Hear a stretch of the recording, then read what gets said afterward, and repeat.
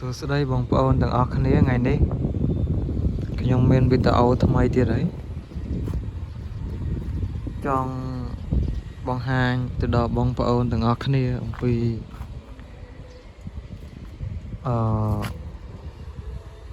ចម្លាក់នៅតាមវត្តអារាមហ្នឹងហើយតិចខ្ញុំនឹងទៅថតឲ្យបងប្អូនទស្សនាទាំងអស់គ្នានៅនេះខ្ញុំថតនៅវត្តអង្គចកនៅចិត្តផ្លូវជាតិលេខ4ចូលមកក្នុងជ្រៅដែរនៅនេះមានស្រះឈូកនៅជុំវិញស្អាតមែនទែននៅនេះ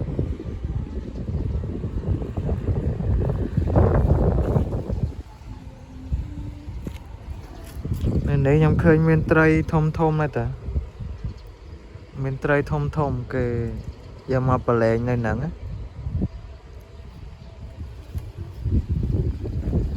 ហើយនៅខាងក្រោយខ្ញុំគឺជាវត្តអារាមអត់ដឹងថាគេហៅពហិរឬក៏ហៅអីប្រហែលជាពហិរស្អាតមែនទែនហើយនៅមុខពហិរហ្នឹងមាននៅមុខ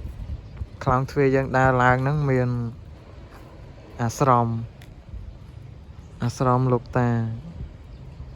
នៅសងខាងហ្មង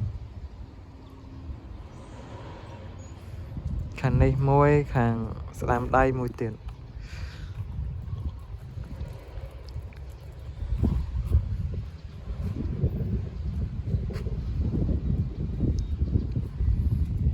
គេដាក់លោកយាយទេព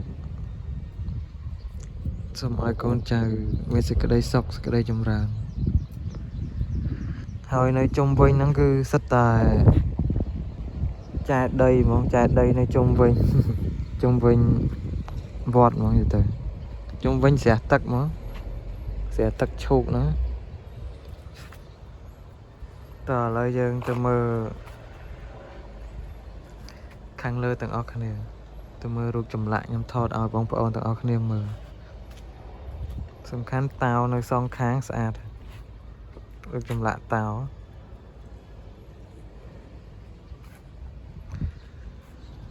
តោះយើងដើរទៅមើលខាងលើទាំងអស់គ្នា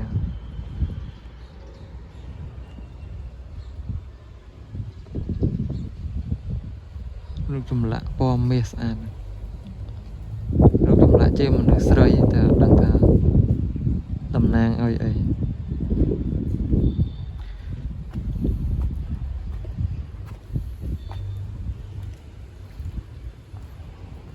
កូនឆ្កែខ្ញុំមកដែរពីរក្បាល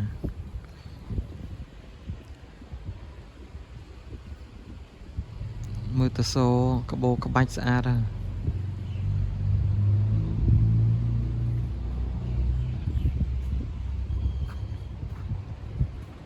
រូបក្បាលនេះស្អាតមែនទែន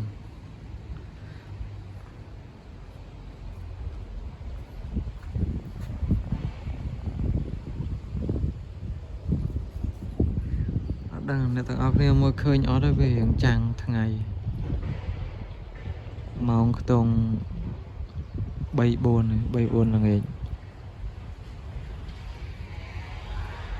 យើងដើរទៅគៀនមើលខាងក្រោមនេះចម្លាក់ខាងក្រោមនេះក៏ស្អាតដែរ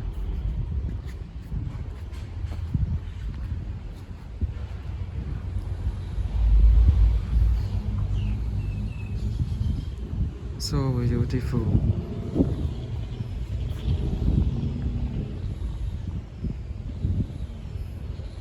គាត់នេះដូចជាស្ដេចឬក៏ជាអីគាត់ជិះសេះឲ្យមានអ្នកបម្រើនៅខាងក្រោយអូវាយគាត់ប្រយុទ្ធជាមួយហនុមាននេះប្រយុទ្ធមួយហនុមាននៅខាងលើវិញរូបពុទ្ធស្អាតមែនទែន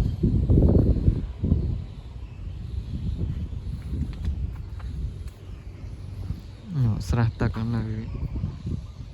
មកជុំហ្មងទៅ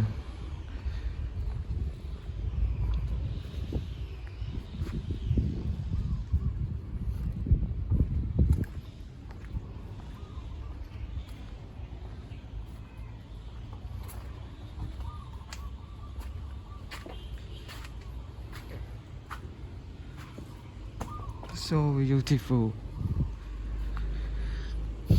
នេះទីធ្លានៅខាងក្នុងនេះនៅកដាទីធ្លា so beautiful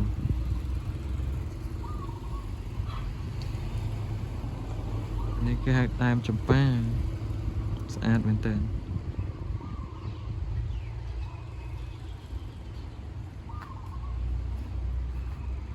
ឥឡូវយើងដើរមកជុំហ៎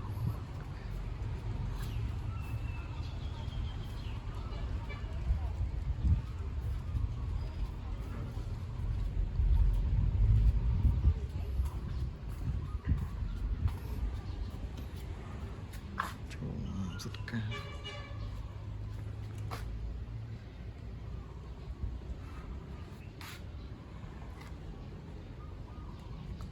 so beautiful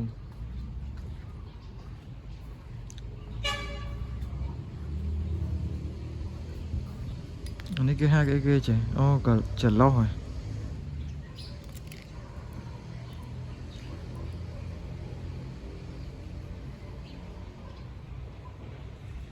ចន្លោះបាច់ភ្លើងមិនភ្លឺពេលយប់ហ្នឹង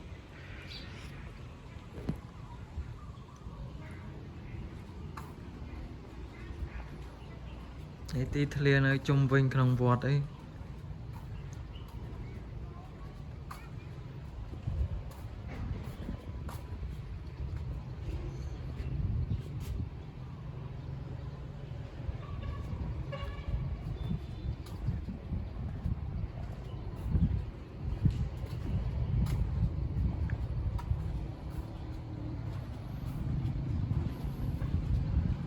so beautiful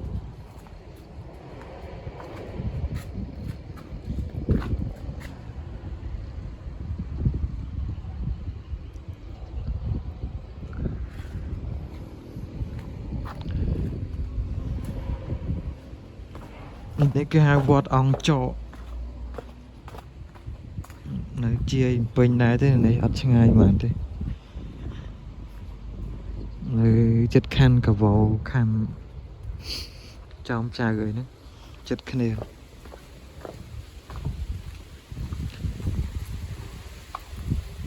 សិតតែចែដីហ្មងនៅនេះ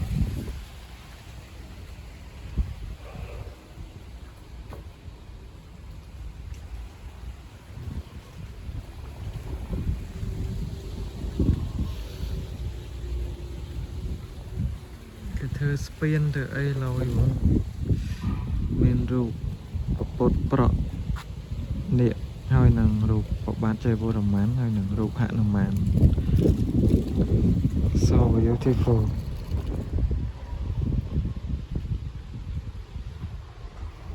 សំខាន់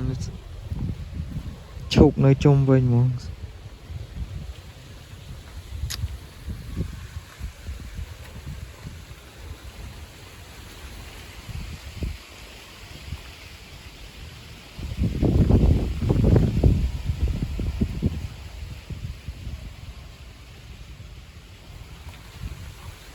ដើមពោនេះធំហ่ะ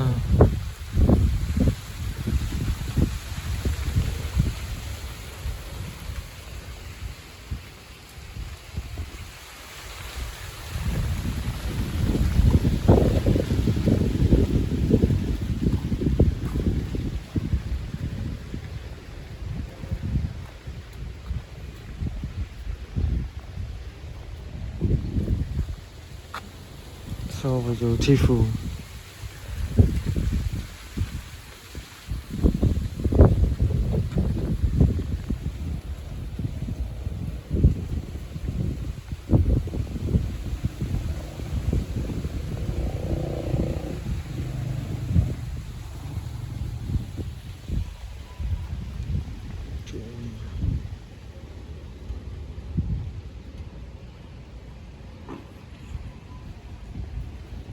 កន្លែងនេះទឹកឡើងថ្លាហ្មងស្រួលមើលឃើញត្រីទៀត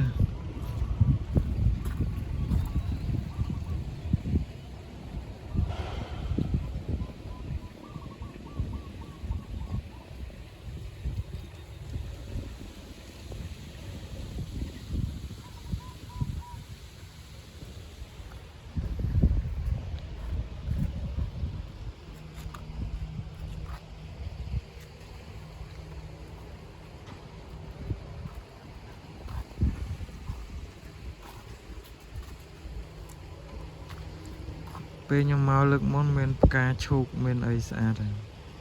តែឥឡូវវារៀងក្រៀមអស់ហើយអត់តដល់រដូវវាទៀត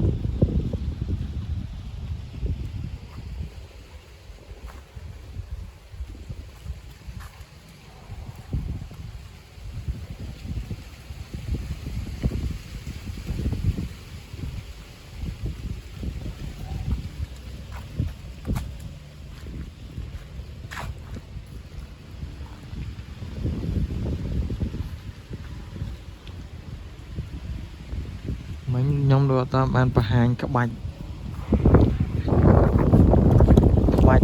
នៅលើនេះឥឡូវយើងទៅមើលភាសាទៀត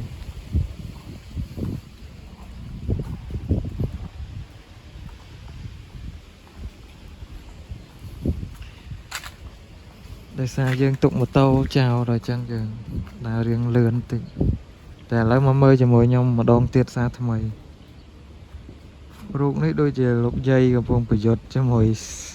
នាគសត្វនាគស្អាតមែនតើ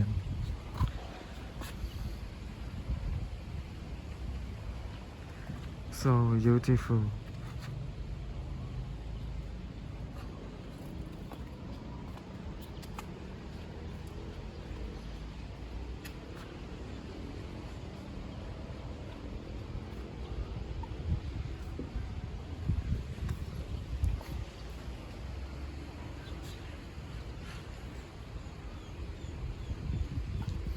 រូបនេះលោកតាអីសី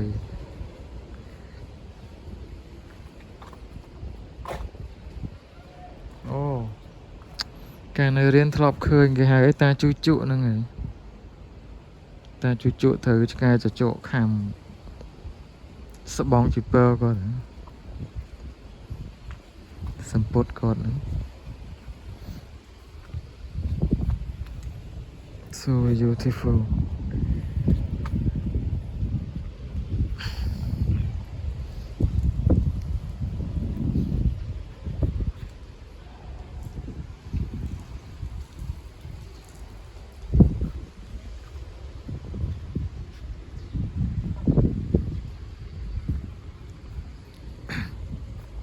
ហ្នឹងហើយអរគុណទាំងអ្នកទាំងអស់គ្នាដែលទស្សនាវីដេអូមួយនេះកុំភ្លេច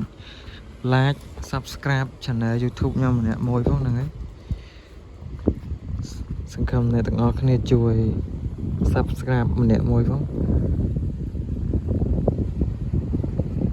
សង្ឃឹមថាអ្នកទាំងអស់គ្នាចូលចិត្តវីដេអូមួយនេះហ្នឹងហើយអរគុណច្រើនអ្នកទាំងអស់គ្នាជម្រាបលា